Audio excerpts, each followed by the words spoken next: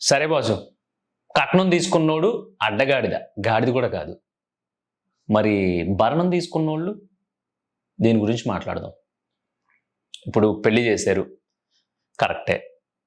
ఆడు ఎదవ రాచి రంపాన పెట్టేశాడు. నేను అసలు చిత్రహింసలు పెట్టేశాడు. నీ లైఫ్ అంతా నాశనం అయిపోయింది అనుకో. కోర్టుకి వెళ్ళావు, కోర్టులో కేసు పడింది, వాదోపవాదాలు విన్న తర్వాత ఓకే ఆడు రాంగ్ అని ప్రూవ్ అయింది అనుకో, ఎదవకి యావజ్జీవ కారాగార శిక్ష విధించేమను. ఎవరికి నష్టం లేదు, పోయేది ఏమి ఉండదు. ఎందుకంటే అక్కడ రుజువు అయింది కాబట్టి. అలా కాకుండా చిన్న చిన్న వాటికి, చీటికి మాటికి ఇద్దరూ సమానం అనే ఒక కాన్సెప్ట్ ఎప్పుడైతే మొదలైందో అప్పుడే సర్వనాశనం మొదలైపోయింది అనేది నా పర్సనల్ ఒపీనియన్. అవును, ఆడ మగ ఇద్దరూ సమానమే. కానీ కొన్ని విషయాల్లో మగోడు అనేవాడికి ఒక చిన్నపాటి అధికారం ఉంటుంది.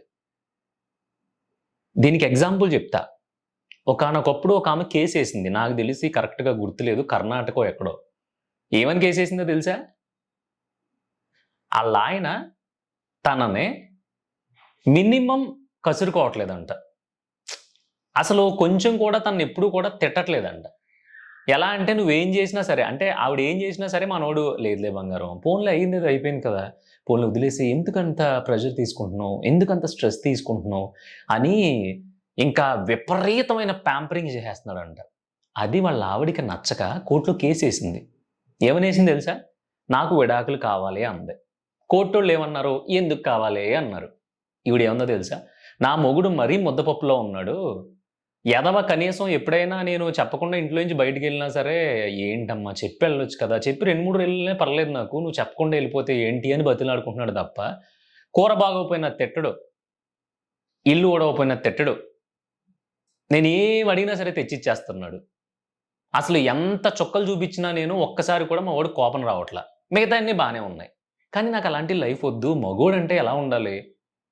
ఆడు స్ట్రెస్లో ఉన్నప్పుడు రా వచ్చి కాలు నొక్కు అని ఎలా ఉండాలి.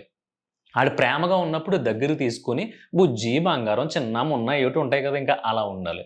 కానీ మా ఓడు మరీ సుతిమెత్తగా ఉన్నాడు, నాకు వద్ది మొగుడు అని చెప్పి విడాకులు ఇచ్చేసింది. కావాలితే మీరు యూట్యూబ్లోకో న్యూస్ పేపర్లోకి వెళ్ళి చూస్తే అది వాస్తవం జరిగింది. ఇప్పుడు ఉన్న కేసుల్లో ఏం జరుగుతున్నాయి? ఆడి స్తోమతకు మించి ఇంట్లో ఆడవాళ్ళు బిహేవ్ చేయడం మొదలుపెట్టిన తర్వాత ఇంట్లో మగోడు నలిగిపోతాడు. అలా నలిగిపోయి ఆడి పరిస్థితి అర్థం చేసుకోకుండా, ఇదిగో ఇందుకైనా నువ్వు నన్ను పెళ్లి చేసుకుంది, ఈ మాత్రం దానికి నీకు పెళ్లి పెటాకులు ఎందుకు, ఆడింగోడివి అని తిట్టేసి ఆడిని చులకనగా తీసి పడేసి ఆడికున్న దాంట్లో ఆడికి కింద మీద పడి దొల్లుతూ ఉంటే, ఇగో ఇన్ని హోల్స్ పెట్టుకుని నువ్వు నన్ను పెళ్ళెందుకు చేసుకున్నావు, అంటే ఇన్ని అప్పులు సప్పులు లేదంటే ఇంత చిన్న ఉద్యోగం పెట్టుకుని నన్ను ఎలా పోషిందాం అనుకున్నావు, నేను చేసుకుని నాకు సుఖం లేకుండా పోయింది. అసలు నా ఫ్రెండ్ చూడండి ఎవరో చేసుకుంది, వాళ్ళు ఆల్రెడీ లాస్ట్ ఇయర్ ట్రిప్కి వెళ్ళారంట, ఇప్పుడు ట్రిప్కి వెళ్ళారంట, ఆ సందులో అడుక్కుంటున్నారంటే ఈ సందులో అడుక్కుంటున్నారంట, నేనేమో ఇంట్లోనే అడుక్కుంటున్నానని ఒకవైపు. లేదు, మా ఇంట్లో నన్ను చిన్నప్పటి నుంచి ఏమనలేదు, నువ్వు మాత్రం నన్ను ఇంట్లో ఎప్పుడైనా పని టక్కమని ఒక చిన్న గ్యాప్ వస్తే నువ్వు నా మీద అరిచి గీ పెట్టేస్తున్నావు, నువ్వు నన్ను దొబ్బుతున్నావు పట్టుకుని, అసలు నీకు నాకు సెట్ అవ్వదు అని ఒకళ్ళు. అలా కాకుండా ఇంకా విచిత్రమైన కేసులు ఉంటాయి. ఏమే అన్నందుకు కూడా నువ్వు నన్ను ఇమే అంటావా? ఏం పేరు పెట్టి పిలు, నా పేరేంటి క్యూటీ అనుకో ఫర్ ఎగ్జాంపుల్, క్యూటీ ఇలా రా అని పిలవాలి. కానీ ఈమె ఏంటి ఈమె, మా అమ్మ ఎప్పుడూ అనలేదు, మా నాన్న ఎప్పుడూ అనలేదు, నువ్వేంటి నన్ను అనేది బొచ్చు అని చెప్పి లేడీస్ సీరియస్ అయిపోతున్నారు. అలా కాకుండా అన్నిటికీ ఓవరాల్ దరిద్రాలు ఏంటంటే వెనకాల అమ్మలు, ఇది పాపం దీని పెళ్ళి ఏదో చేసుకుని దీనికి కాపురం ఏదో చేసుకుంటుంది అనుకో, దానికి అక్కడ కుదురు ఉండదు. అదే ఒకసారి ఒక వీడియోలో గరికపాటి గారు చెప్పారు, ఏం కూర ఉండేవమ్మా ఈ రోజు ఏం కూర అంటే కూతురు అంటుందంట, అదేమో వంకాయ ఉండేనంటే, వంకాయ అదేంటి ఈరోజు ఆదివారం కదే, ఆదివారం రోజు కూడా వంకాయలు వండుకుంటున్నావు నువ్వు, నీ జీవితం మేమే నాశనం చేసేసాము, ఆదివారం వంకాయ అంటే అసలు ఇంకేమేం జరుగుతున్నాయి నీ ఫ్యామిలీలో, ఇలా అయిపోయేంటి తల్లి అనుకోగానే దానికి వంకాయ వండుకున్న కూతురికి ఏ అనుమానాలు ఉండో హ్యాపీగా ఉంటుంది. కానీ ఇది ఎప్పుడైతే ఆదివారం కూడా వంకాయేనా అని అన్నదో అక్కడి నుంచి చిన్న పురుగు స్టార్ట్ అవుద్ది. ఆ పురుగుని వాళ్ళ అమ్మే పెంచి పోషిస్తుంది అనమాట. మొన్న ఎవరో పెళ్ళికి వెళ్ళామంట, వాట్సాప్ స్టేటస్లో నీ ఫోటోలు చూశాను, ఏంటి మరీ దారుణంగా లేవేంటి మెడలో ఏమీని పెళ్ళికి బోలెడు నగలు అయి పెట్టాం కదా! ఆళ్ళు పెట్టారు కదా! ఏయి అని అడిగితే కూతురు అంటది, "లేదమ్మా కొంచెం ఈయన ఈ మధ్యనే ఇల్లు కొన్నారు. ఆ నగలయి తీసుకెళ్ళి కొంచెం మేము బ్యాంక్‌లో పెట్టాం" అంటే, అమ్మ బాబోయ్! పెట్టేసాడా రేపొద్దున నిన్ను కూడా తాకట్టు పెట్టేత్తాడా తింగర మొహం దానా! ఈ విషయం మాకు ముందరే చెప్పాలి కదా! కటీఫ్ అని చెప్పేసి పంచాయతీ పెట్టేస్తారు. "నువ్వొచ్చేయి. పాలరాతి శిల్పానివి నువ్వు. చెక్కలో చెక్కిన దాన్నేమంటారు ఎల్లోరా శిల్పానివి నువ్వు. ఈ మాత్రం దానికి నువ్వు ఆ నగలు తాకట్టెట్టుకొని నిన్ను పోషించేవాడి దగ్గర నువ్వు ఉండడం అవసరమా? నీకు రెండో పెళ్లి చేత్తాను. సంవత్సరం తిరిగేలోపు నీకు పెళ్లయిపోద్దని" దాన్ని తీసుకెళ్ళిపోతున్నారు. కేసేస్తున్నారు.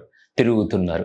భరణాలంటున్నారు. 20, 30, 40 వాళ్ళుండే ఫైనాన్షియల్ స్టేటస్‌ని బట్టి అస్సాం లైక్ భరణం. ఇన్ని మీ వైపు నుంచి జరుగుతున్నాయి కదా! ఆడోళ్ళ వైపు నుంచి. అంటే మిమ్మల్ని ఈమె అంటే తప్పు. లేదంటే నా పరిస్థితి అర్థం చేసుకో. నేనది కొనలేను, అది తేలేను, అది చేయలేను అంటే తప్పు. మీ అమ్మ అంటే పెళ్లి కూతురు, పెళ్ళైన అమ్మాయి ఉంది. ఆళ్ళ అమ్మ ఏం చెప్పినా అది వేదవాక్కులా వినేసి, మొగుడేం చెప్పినా ఆడిది అద్దమ్మ, ఆడు అబద్ధాలు చెప్తున్నాడు. ఆడన్నీ మొత్తం మీద ఏదో ఫ్రాడ్ చేసేస్తున్నాడు అన్నట్టు ఫీల్ అయిపోయి, మీ సైడ్ నుంచి ఇన్ని రీజన్స్ ఉన్నాయి కదా! ఒక అబ్బాయిగా నా సైడ్ నుంచి కొన్ని రీజన్స్ చెప్తా. ఇదంతా భరణం గురించి వచ్చిన టాపిక్. ఇప్పుడు కట్నం తీసుకుంటే ఆడిని మామూలుగా సమాజంలో కట్నం తీసుకున్నోడు గాడిద, కట్నం తీసుకున్నోడు చేతకానోడు, ఆడి రకరకాలుగా మాట్లాడుతున్నారు కదా! బయట కట్నాలు జరుగుతున్నాయి. కట్నాలు ఇస్తున్నారు. ఉన్న దాంట్లో పెట్టి అల్లుడిని సాగనంపుతున్నారు. కానీ వాళ్ళిచ్చే డబ్బుతో జీవితాంతం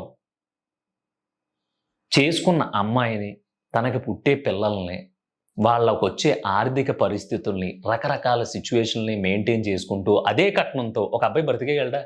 బ్రతకలేడు. ఆడికి మీరు పెళ్ళెందుకు చేశారసలు? మంచి ఉద్యోగం చేస్తున్నాడు. ఓ రూ. 1,00,000 జీతం వస్తుంది. మన అమ్మాయిని చూసుకుంటాడు అని. అసలు చూసుకోవడం అంటే ఏంటి? బంగారాలు కొనేసి, నగలు నట్రా పెట్టేసి, ఐస్ క్రీమ్‌లు, న్యూడిల్సు, గోవాలో, స్విట్జర్లాండ్‌లో ఆ సందు, ఈ సందు అన్నీ తిప్పేసి, ఇంట్లో కూర్చోబెట్టేసి, ఎళ్ళాడి పనాడు చూసుకోవడమా? కాదు గదా! ఇద్దరు కూర్చొని కబుర్లు చెప్పుకోవడం ఉంటది దాంట్లో. బాగా చూసుకోవడం అనే కాన్సెప్ట్‌లో. ఇద్దరు కలిసి సరదాగా నా పరిస్థితి ఇది. నేనింత సంపాదిస్తున్నాను. నాకు ఎనకాల ఇంత అప్పుంది. సో, మనిద్దరం కలిసి ఇంత సేవ్ చేద్దాము.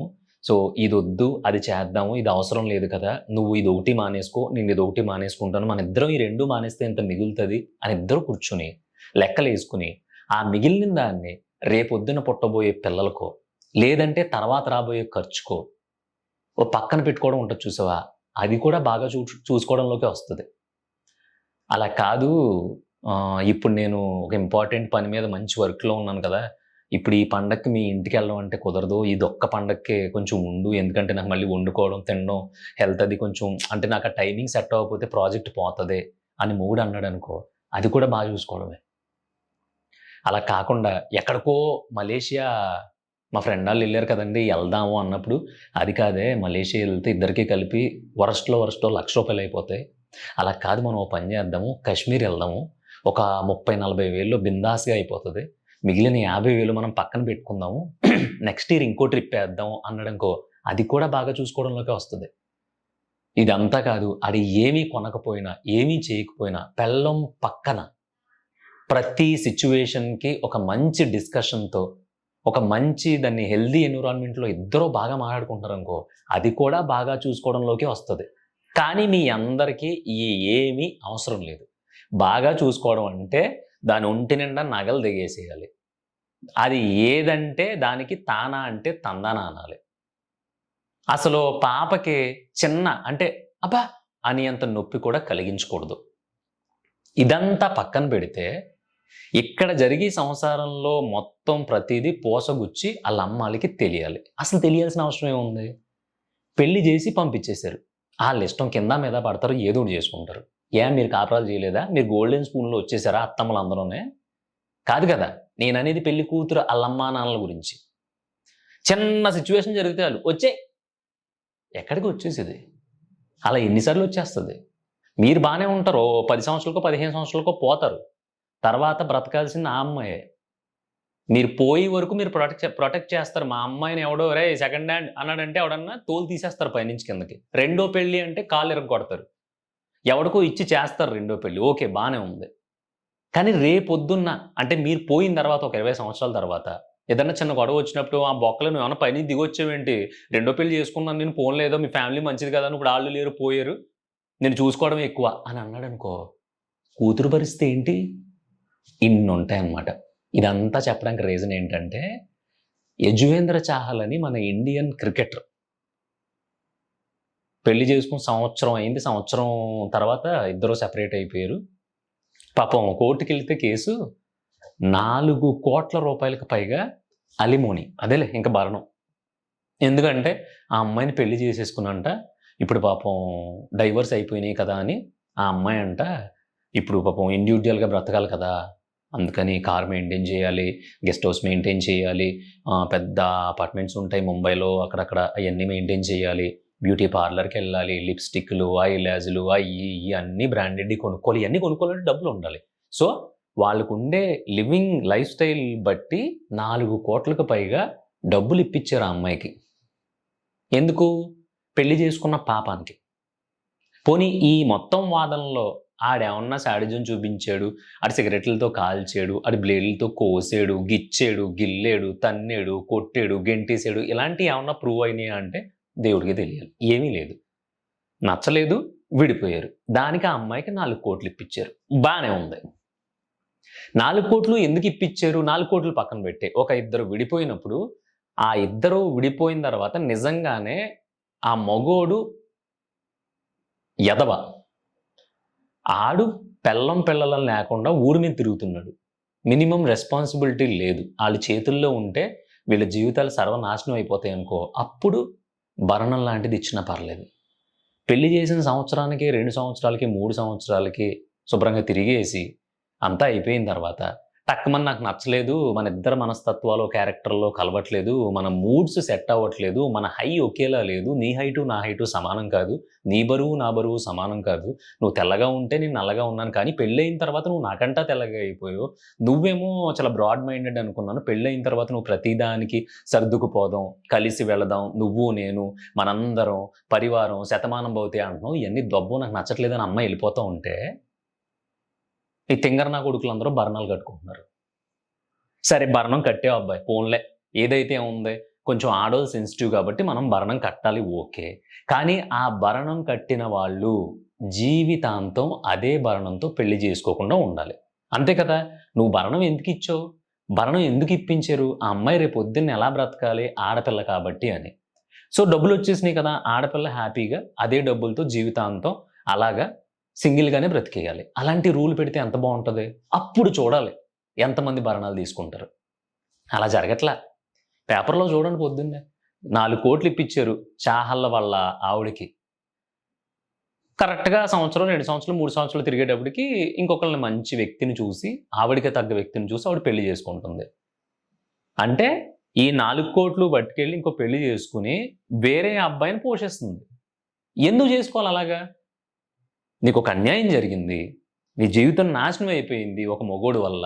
దానికి గాను నీకు న్యాయస్థానం న్యాయం చేసి ఒక సమ్ అమౌంట్ అంటే నువ్వు బ్రతకగలిగేంత అమౌంట్ నీకిచ్చేసింది. అప్పుడు నువ్వు సింగిల్‌గా బ్రతుకు. ఎందుకంటే మగోళ్ళందరూ అలాగే ఉంటారు. ఎదవలాళ్ళు. ఆళ్ళు ఆఫీసులను పట్టించుకుంటారు, సంపాదనలు పట్టించుకుంటారు, రేపు పిల్లలు పుడితే ఏంటని పట్టించుకుంటారు. ఇప్పుడు నా పిల్లోడికి నేను ఈ స్కూల్‌లో జాయిన్ చేయకపోతే నా పరువు ఏమైపోద్దని భయపడతా ఉంటారు. సరిగ్గా చూసుకోపోతే ఆడింగూడని తిడతారని కుమిలిపోతా ఉంటారు. ఎన్ని కష్టాలొచ్చినా ఎర్రి పప్పల్లాగా నవ్వుతా ఉంటారు. ఎప్పుడు ఆ చిలక్కొయ్యకి తగిలించుకున్న ఆ 4, 5 సొక్కాలు తప్ప టక్కుమని వారానికోసారి, నెలకోసారి షాపింగ్‌లకెళ్ళటం తెలియని చేతకన్న కొడుకులు. నెలకి 2, 3 సార్లు బ్యూటీ పార్లర్‌కెళ్ళడం చేతకాని మగ సన్నాసుల్ని మళ్ళీ ఏం పెళ్లి చేసుకుంటారు మీరు? ఆ భరణం డబ్బులతో హ్యాపీగా బ్రతికేయొచ్చు కదా! నేను ఆడోళ్ళకే సపోర్ట్ చేస్తున్నా ఇప్పుడు. అంతేగాని ఆ డబ్బులొచ్చిన తర్వాత మళ్ళీ ఇంకొకడిని చేసుకొని, మళ్ళీ మొగోళ్ళందరూ ఒకటే కదా మీ దృష్టిలో. మగోళ్ళందరూ ఒకటే. సో, మళ్ళీ అలాంటోడిని పెళ్లి చేసుకొని ఇయన్నీ మనకు అవసరమా గురు? లేడీస్‌కే చెప్తున్నాను నేను. అందరిని కలపట్ల. కానీ చాలా మందిని కలుపుతున్నా. అందరూ అక్కడే ఉన్నారు. పెళ్లి అనే ఒక కాన్సెప్ట్‌లోకి దిగుదాం అనుకుంటే, దానికి కొలమానాలు, కొలతలు ఉండవు. మన సర్వాధికారాల్ని అవతల మనిషి చేతుల్లో పెట్టడమే పెళ్లి నా వరకు. ఇది కరెక్టో కాదో నువ్వు కామెంట్ చెయ్యి. గుండెల మీద చేసుకుని. అబ్బాయి అమ్మాయికైనా, అమ్మాయి అబ్బాయికైనా టాప్ టు బాటమ్ ఇది ఇంక నీ సొంతం అని చెప్పి వాళ్ళ చేతుల్లో పెట్టడం. అలా అవతలోళ్ళ చేతిలో పెట్టినప్పుడు కరెక్ట్‌గా ఉన్నోళ్ళు ఉంటారు, కరెక్ట్‌గా లేనోళ్ళు ఉంటారు. అలా విడిపోయేలా అయితే నాకు తెలిసి మన అమ్మా నాన్నలు విడిపోయి కొన్ని సంవత్సరాలు అయ్యి ఉండాలి. మన అమ్మా నాన్నలు అంటే ఇప్పుడు 90 కిడ్స్ అయ్యి ఉండొచ్చు, 2000లో పుట్టినోళ్ళు అయ్యి ఉండొచ్చు, మిగతావాళ్ళు ఎవరైనా అయ్యి ఉండొచ్చు. మన కొంపల్లో అసలు మన బాబులు మన అమ్మల్ని అమ్మనా బూతులు తిడతారు. అమ్మనా బూతులు, అక్క, ఆలి, తొక్క, తోటకూర అన్నీ యూజ్ చేస్తారు. కొట్టుకు చచ్చిపోతారు 2 రోజులకోసారి. కానీ కట్ చేస్తే పొరపాటున అమ్మని ఊరు నుంచి రమ్మన్నాం అనుకో, అయ్యో నాన్న ఇప్పుడు అన్నం తినరు, ఆ పొలం గిలం లేదంటే అది ఇది అని తిరుగుతూ ఉంటాడు ఆయన, ఇప్పుడు ఆరోగ్యం పాడైపోయిందనుకో, ఆయనకి మనం ఎక్కడ సేవలు చేస్తాం అనే విపరీతమైన ప్రేమ ఆళ్ళకి ఏదో మూలన ఉండిపోద్ది. రోజూ కొట్టినా సరే. మరి ఆళ్ళకి ఎంత భరణం ఇవ్వాలి? ఎప్పుడు భరణం తీసుకొని ఉండాలి ఆళ్ళు? అదనమాట. ఇది చెప్పడానికి రీజన్ ఏంటంటే నాకొచ్చిన డౌట్స్ అయ్యి. ఓకే. కొన్ని రోజులు అయిపోయిన తర్వాత పెళ్ళైన సంవత్సరంకో, 2 సంవత్సరాలకో విడిపోతున్నారు. అసలు రీజన్ ఏంటి? ఆడు నిజంగా చేసాడా లేదని పక్కన పెట్టేస్తే, నాకు ఆడితో ఉండడం నచ్చట్లేదు. నన్ను ఆడు ఫిజికల్‌గా ఇష్టం వచ్చినట్టు ఇదవుతుంది. లేదు మా ఇద్దరి మెంటాలిటీలు కలవట్లేదు. నాకు పెళ్లి చేసుకున్న దగ్గర నుంచి సుఖం లేదు. ఏం లేదు. అయి చెప్పరు. సరే ఇంకా సృష్టికి ఆడది మూలం కాబట్టి వాళ్ళకొక గౌరవం ఉంది కాబట్టి, సరే ఆడపిల్లల్ని ఈడు ఇలా చేసాడు కాబట్టి వీళ్ళిద్దరికీ సెట్ అవ్వదని ఆ అమ్మాయి ఇంక కాపురానికి ఎళ్దాం అంటున్నాం కాబట్టి, సరే మీరిద్దరూ విడిపోండి అన్నారు. అక్కడి దాకా కూడా బానే ఉంది. సరే ఇప్పుడు దాకా జరిగిన తప్పుకి ఏదో దాన్నేమంటారు? ఒక రూ. 10,00,000 ఆస్తున్నోడికి ఒక రూ. 10,000 ఫైనేసారనుకో ఓకే. రూ. 4,00,00,000 చాహల్లు ఆడు పుట్టి ఆడిన ఇంతుంటాడాయన చాహల్ పాపం. గట్టిగా తూస్తే మనిషి 50 కేజీలు కూడా ఉండడు. మనోడు కష్టపడి క్రికెట్‌లోకొచ్చి టాప్ బౌలర్‌గా, టాప్ స్పిన్నర్‌గా ఇండియన్ టీమ్‌లో ఎదిగి, ఆడి కర్మ కాలిపోయి, పెళ్లి అనే ఒక గండం వచ్చి ఆడు పెళ్లి చేసుకొని, హ్యాపీగా లైఫ్ స్టార్ట్ చేసి, సంవత్సరం తిరిగే కొద్దీ ఎందుకు విడిపోయాడో విడిపోయాడు. ఆడు ఎంత సంపాదించాడని పక్కన పెట్టేయి. రూ. 4,00,00,000 గురు. అంటే ఆడు ఎంత శాడిజం చేసాడు పాపం? చేసాడా అంటే ఏమీ బయటికి రాలేదు. ఇద్దరు డైవోర్స్డ్ అన్నాడు తప్ప చాహల్ ఇలా చేసాడు, ఆ అమ్మాయిని ఇలా చేసాడంటే అలా చేసాడని ఎక్కడా రాలేదు. విడిపోయారంట ఇద్దరు అంతే. ఆ విడిపోవడానికి ఎవడి కారణం? ప్రూవ్ అయిందా కోర్ట్‌లో? ఆధారాలు ఏమన్నా ఉన్నాయా? ఆడు అంత దుర్మార్గుడా అంటే కాదు. కోర్ట్ కూడా కొంచెం ఆ విడిపోయే కార్యక్రమం ఏదో త్వరగా చేయండి. మనోడికి రాబోయే ఐపీఎల్‌లో తన ప్లేయర్ కదా! మళ్ళీ కోర్టు వాయిదాలు అంటే ఇబ్బంది పడతాడు. మెంటల్‌గా ప్రెషర్ పడతది. సో, విడిపోయే కార్యక్రమం త్వరగా చేయండని కోర్ట్ కూడా ఉత్తర్వులు ఇచ్చిందంట. అది ఈ రోజుల్లో ఒక మగాడి బతుకు. మొన్న 'కోర్ట్' సినిమాలో కూడా అంతే. పోక్సో చట్టం అని చెప్పి. సో, ఇలా రకరకాలుగా జరుగుతున్నాయి. దయచేసి విడిపోవాలి అనుకునే వాళ్ళు అవతలోడు ఎదవ అయితే విడిపోతే ఓకే. అవతలోడు పనికిమాలిన ఎదవ, చేతగానోడు, సైకినా కొడుకులు ఉంటారు కొంతమంది. అలా ఉన్నప్పుడు విడిపోతే 100% కరెక్టు. ఎందుకంటే అలాంటి సైక్ ఎదవలకి జీవితాన్ని మొత్తాన్నే దారబోయడం కంటే, బాబు రామ్ రామ్ సాయిబ్ అని చెప్పి విడిపోవడం మంచిది. కానీ చీటికి మాటికి కొత్తిమీర పచ్చడికనే చికెన్ కర్రీకి, లేదంటే దాన్నేమంటారు కారం ఎక్కువేసిన దానికిని, కూర వండమన్న దానికిని, ఈమె అన్నదానికి, ఒసే అన్నదానికి, నీ అమ్మ అన్నదానికి, నువ్వేం చేయట్లేదు అన్నదానికి, ప్రతి దానికి కోపగించేసుకుంటే, ఒక మగోడు ఇంట్లో ఆడదాన్నే బుజ్జగిస్తాడా? లేదంటే ఊరు మీదకెళ్ళి ఆడి సంక నాకి ఉద్యోగాలు చేసుకొని హైక్ కోసం, జాబ్ పెరగడం కోసం, సాలరీ పెరగడం కోసమే కష్టపడతా ఉంటాడా? దేనికని కష్టపడాలి? ఒక మగోడు ఇంటికొచ్చిన వెంటనే మీరు ఎలా రిసీవ్ చేసుకుంటారో అన్న దానిపైనే ఆడి జీవితం, ఆడి ఎదుగుదల ఆధారపడి ఉంటది. ఆడి రాగానే మీరు సుప్రభాతం మొదలుపెట్టేశారనుకో, ఆడికి ఎదుగు బొదుగు ఉండదు. కొన్నాళ్ళకి మీ వల్లే ఆళ్ళు శాడిస్టులుగా మారతారు. ఇది మాత్రం నిజం. మొగుడిని కంట్రోల్‌లో పెట్టుకోవడం తెలిసిన ఆడోళ్ళు, మగుడిని తనకు అనుకూలంగా మలుచుకోవడం తెలిసిన ఆడోళ్ళు ఎంతమంది లేరు ఈ సొసైటీలో, మీ సందులో, మీ వీధిలో. నాకు తెలిసి గట్టిగా మాట్లాడితే మీ కొంపలోనే. మీ అమ్మ, మీ నాన్న మాట్లాడనిస్తదా అసలు ఒక్కొక్క విషయంలో? మాట్లాడనివ్వదు. ఎందుకు మాట్లాడనివ్వలేదు? ఆవిడ ఎలా కంట్రోల్‌లో పెట్టుకుంది అంటే, వాళ్ళ మధ్యలో ఉన్న బాండింగ్. అంతేగాని కర్రిచ్చుకొని, ఇంగో సాయంత్రం కొట్టేస్తాను నిన్ను అని ఏమి అనదు. ఆళ్ళు కూడా తగ్గుతారు. నా పెళ్ళం ఇంత తగ్గుతుంది కాబట్టి నేనెంత తగ్గాలి అనేది. ఆ పాయింట్ రావడానికి కొన్ని రోజులు టైం పట్టొచ్చు. అణిగి మణిగి ఉండమని నేను చెప్పట్లా. అనాకాని ఎదవల కింద ఉండమని కూడా చెప్పట్లా. కానీ ఆడి పరిస్థితికి తగ్గట్టు మనం సర్దుకుపోదాం అని ఓడిని వదిలేశారనుకో, మీరు కామెంట్ చేసుకోండి ఇంకేమవుతుంది. ఇంకెన్నని చెప్తాను నేను మాత్రం.